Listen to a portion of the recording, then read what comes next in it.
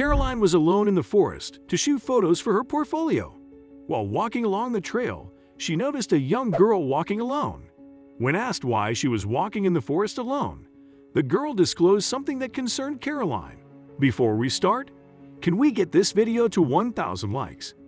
Please hit the like button and subscribe to the channel. Caroline was a successful freelance photographer who decided to pursue her passion for the arts instead of working in her wealthy father's company. Her father respected this decision and continued to make her a part of his business by inviting her to be the official photographer for all of their events. Caroline worked alone when she didn't have clients to broaden her portfolio. One day, she decided to take photos in a scenic forest near her town to take pictures for her latest gallery feature. While taking photos, she caught up with a young girl walking on the trail in the same direction. She noticed that the girl was alone, without any adults supervising her. Caroline decided to approach her to ask if she was all right. "Hi there, I'm Caroline," she said, waving at the girl, who looked to be about 11 years old. "What are you doing out here alone?" she asked. "Hi, my name is Kara. I walk here almost every day.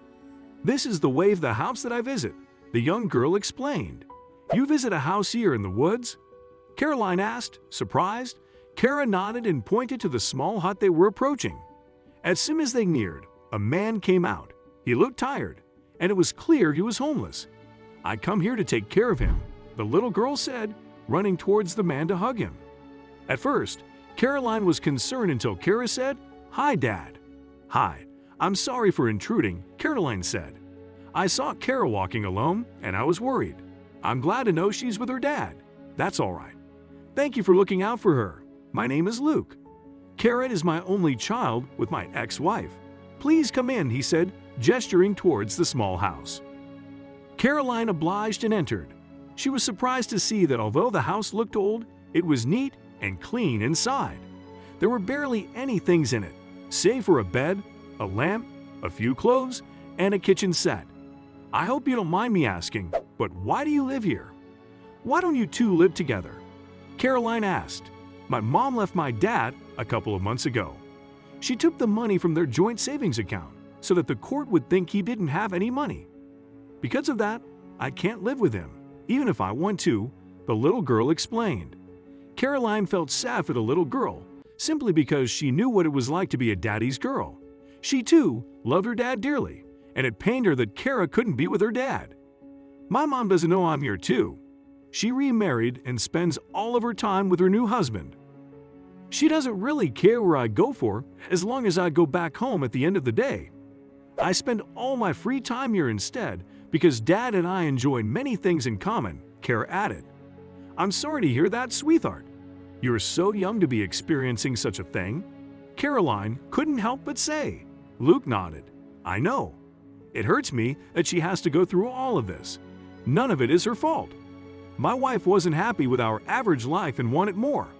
I couldn't give that to her, so she decided to divorce me in such a messy way," he shared. "This is my grandmother's old house. She wanted to retire near a lake, so she built this house.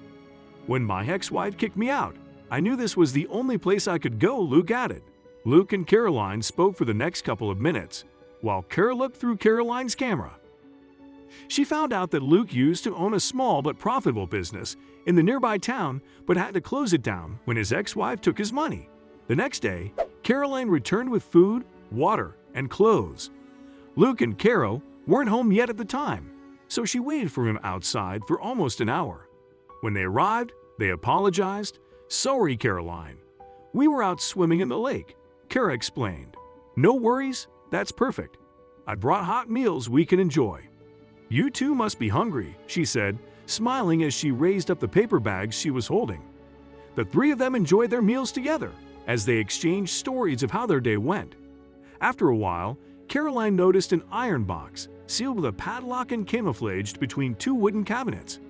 "What's in that box?" she decided to ask. Luke followed Caroline's sight, confused. He never noticed the box before. He decided to pull it out, and using an old wrench, broke the padlock so they could see what was inside. Once he did, they gasped. There were a couple of small gold bars. How could this be? I never knew my grandmother had a gold stash hidden away. Kara, we have money. I'll be able to open my business and fight for your custody in court," Luke cried. Caroline smiled at how happy Luke and Kara looked. She then decided to joke, "You'll need a wife to care for your daughter while you're at your shop." Although she was just joking at the time, she never thought what she said would actually happen. Caroline made sure to help Luke and Kara every step, even offering Luke to rent a small apartment owned by a friend of hers while he put up his business. Realizing that Caroline was a beautiful and kind-hearted woman who had nothing but good intentions for him and Kara, Luke started courting her. They began dating and eventually moved in together. Caroline helped Luke run his business. She would take photos of the store and the items he sold and post about them online. They made a great team, and the business became profitable again in just a short period. As soon as he was ready, Luke filed a petition in court to regain custody of Kara. His ex-wife barely fought a good fight, and he was awarded full custody. Caroline, Kara, and Luke lived together as a family and were very happy. A couple of years later, Luke and Caroline got married. Caroline's dad had only good words for his daughter's husband after the celebration. "You were right, sweetheart. Luke is a good person and a great businessman. I'm glad you chose him to be your husband and that you decided to help him then." Caroline thanked her dad with tears in her eyes. "Thank you, Dad, for giving me those gold bars. I really wanted to help him. I couldn't help but see you in him, Dad. You were in a similar situation when Mom left us and took your money. I didn't want Kara to suffer the same way I did just to fight to be with you again." It turns out that when Caroline realized Luke and Kara weren't home when she returned that one day in the woods, she had someone place the old chest inside the house.